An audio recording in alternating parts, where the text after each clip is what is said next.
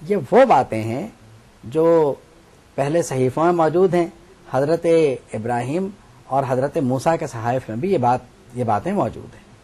اس مضمون کے بعد سورہ غاشیہ کا آغاز ہوتا ہے، ہل اتاک حدیث الغاشیہ۔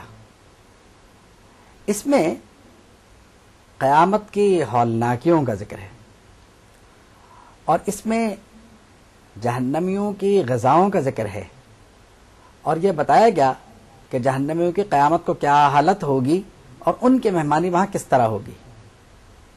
اس کے ساتھ ساتھ جنتیوں کو جو اعزاز و کرام حاصل ہوگا وہاں، اس کا بھی ذکر ہے۔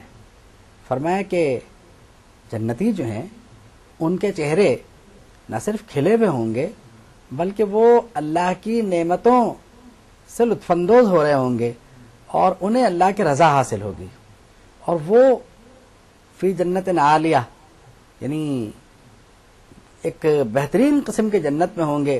وہاں کوئی لغو بات وہ نہیں سنیں گے، وہاں چشمے جاری ہوں گے، اور وہاں پہ وہ قالینوں پہ بیٹھے ہوں گے، صوفوں پہ بیٹھے ہوں گے۔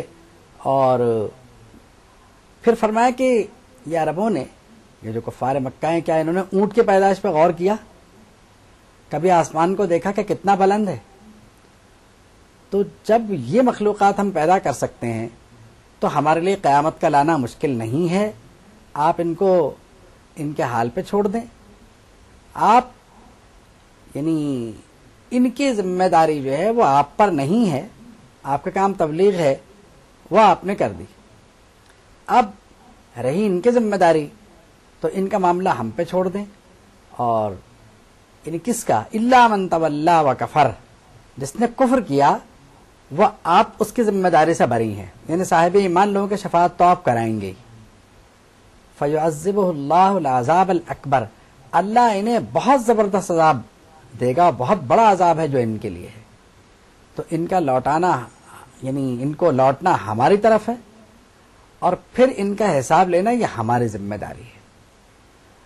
اس کے بعد سورہ والفجر آتی ہے، اور اس میں کفار کی خصوصیات بتائی گئیں کہ یہ وہ لوگ ہیں کہ جو لوگوں کے وراثت کا مال کھا جاتے ہیں، مال کو جمع کرنے سے محبت کرتے ہیں، اور ان کی حالت یہ ہے کہ مال کو جمع کرنے کی محبت کے ساتھ ساتھ، یعنی اگر کبھی رزق میں تنگی آ جائے تو یہ کہتے ہیں ہماری توہین ہو گئی، اور اگر کبھی کشادگی ہو جائے رزق میں تو کہتے ہیں کہ ہم تو ہیں اس قابل، ہمارے رزق میں کشادگی نہیں ہوگی تو کس کو ہوگی۔ فرمایا کہ انہیں اندازہ نہیں ہے کہ قیامت کا دن وہ ہوگا جس دن ملائکہ صف در صف کھڑے ہوں گے، اور جہنم کو لا کے کھڑا کر دیا جائے گا، اور پھر ان کو وہ عذاب دیا جائے گا کہ جس کا بیان ممکن نہیں ہے۔ اور نیک لوگوں سے کہا جائے گا کہ اے نفس مطمئنہ، ہمارے بندوں میں داخل ہو جا، اطمئن ترجع الی ربک، اے نفس مطمئنہ اپنے پروردگار کی طرف لوٹ آ، اور وہ تجھ سے راضی، تو اس سے راضی، تو ہمارے بندوں میں داخل ہو جا، تو ہماری جنت میں داخل ہو جا۔ پھر سورہ بلد کا آغاز ہوتا ہے، یعنی مکہ مکرمہ کی قسم کھائی جاتی ہے۔ بعض لوگوں نے کچھ تفاسیر میں مدینہ منورہ بھی لکھا ہوا ہے کہ مکہ شریف کی قسم یا مدینہ منورہ کی قسم، رائج مکہ مکرمہ ہی ہے۔ پھر والد و اولاد کی قسم کھائی جاتی ہے، اور پھر فرمایا کہ ہاں کہ انسان جو ہے لقد خلقنا الانسان فی کبد، انسان تو پیدا ہی مشقت کے لیے اور مشقت میں ہوا ہے۔ تو انسان کیا سمجھتا ہے کہ اس کو جو ہے وہ یوں ہی چھوڑ دیا جائے گا؟ کیا اس کا حساب نہیں ہوگا، یا کیا سمجھ رہا ہے اپنے آپ کو؟ پھر فرمایا کہ کیا کہتا ہے وہ کہ میرا تو مال ہلاک ہو گیا، یعنی اللہ کے راہ میں دینے سے وہ سمجھتا ہے کہ مال ہلاک ہو گیا، اور کیا وہ یہ سمجھتا ہے کہ ہم اس پر قادر نہیں ہیں، یعنی اسے اٹھانے پر؟ پھر فرمایا کہ کیا ہم نے دو آنکھیں نہیں بنائیں، اور زبان نہیں دی، ہونٹ نہیں بنائے ہم نے؟ جب یہ سب کچھ بن گیا تو پھر اس کو اٹھانا تو کوئی مسئلہ ہی نہیں ہے۔ اور وہدیناہ النجدین، ہم نے خیر و شر کے راستے نہیں دکھائے اس کو، پھر اس کے ساتھ ساتھ انسان کو یہ بتایا گیا کہ اگر تم اپنی فلاح چاہتے ہو تو خدمت خلق کرو، لوگوں کے کام آؤ، یتیموں کو کھانا کھلاؤ، مسکینوں کو کھانا کھلاؤ، غلام آزاد کراؤ، وغیرہ وغیرہ، اور صبر کی وصیت کرو، آپس میں ایک دوسرے پر مہربانی کی وصیتیں کرو. یعنی جو ایمان والے ہیں یہ ان کی خصوصیات ہیں.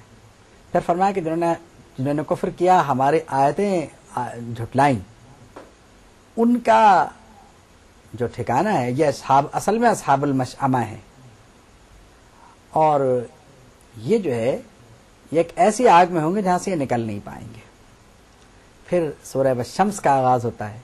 مختلف طرح کی قسمیں کھانے کے بعد رب نے فرمایا کہ یہ جو لوگ ہیں یہ سمجھ لیں کہ اللہ نے ان کو خیر و شر الہام فرما دیا، یعنی بتا دیا کہ خیر کیا ہے، شر کیا ہے.